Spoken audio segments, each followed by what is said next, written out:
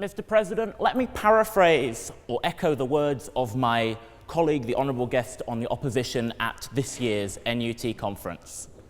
I am the son of immigrants.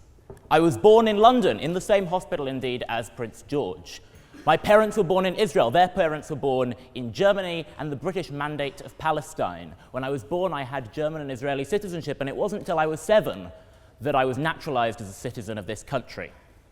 And I find it baffling in the extreme that the members of the proposition bench seem to think that the dissent, the inclusivity, the lawfulness that my parents have displayed throughout their lives is in some way contingent on the fact that they have now chosen to make Britain their home. I find it baffling in the extreme that the members of the proposition bench seem to think that Britain has a monopoly, or at least is the only country with the kind of ethical grounding to their laws and values that they've talked about. Not right now. Thank you.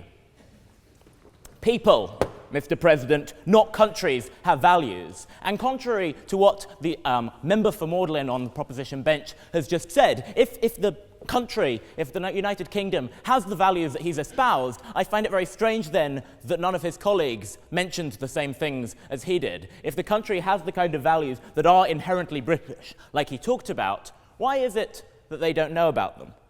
The honourable guest on the proposition bench speaking second, said, let's not get hung up about the term that we're using to talk about these values. He said, let's not get hung up about whether we call them British values or other kinds of values.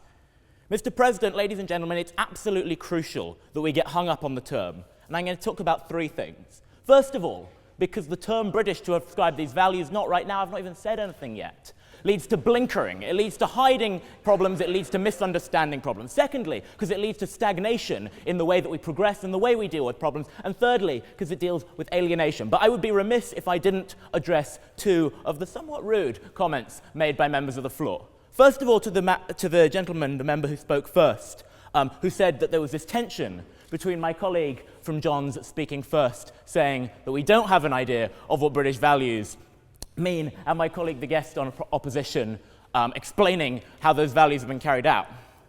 Well, the thing you have to understand is, the first speaker was talking about how it's hard to define what British values are objectively, as evidenced indeed by the members of proposition. The second speaker talked about what the government has actually done in acting out those values. That's how you do being patronising, mate. And the last speaker for proposition,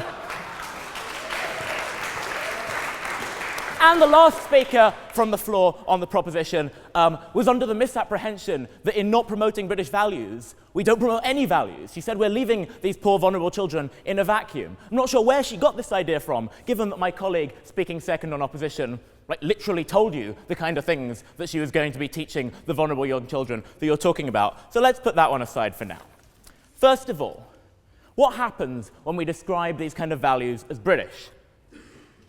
Well, first of all, it makes it harder for us to see our own problems. And we do have lots of problems in this country. We have massive levels of structural inequality. We have a class-stratified society. We have equal marriage legislation brought in recently, with no assistance, I should say, from the member from Magdalen, which has a glaring attack in it on the rights of trans people in the spousal veto. When we talk about British values as though they are synonymous with good values, it makes us harder to deal with these things. Secondly, to our history, because the first speaker on the proposition talks about the Magna Carta as a foundation of our idea of freedom. And as my colleague talked about, the Magna Carta is the transfer from one kind of dictatorship to a slightly different kind of oligocracy. When we consider our idea of freedom to be so tied to its history, we prevent ourselves from discussing it in a helpful manner. Sure, I agree, no thank you, with the member from Magdalen, who said we should understand the history of our values. We should understand where they fit into a narrative. But it is nonsense to pretend that they are British. One of the speakers wanted to talk about our advancement of gay rights. Mr. President, ladies and gentlemen, gay service and bi service men and women are only allowed to serve in the military because the European Court of Human Rights forced the United Kingdom to do so. When we talk about the rights that we hold dear as British, we neglect that fact. Go. Sorry, the European Convention on Human Rights was largely created by British lawyers and signed up to by the United Kingdom with the implication that we would accept its rulings. So it seems to me that slightly undermines your argument. It's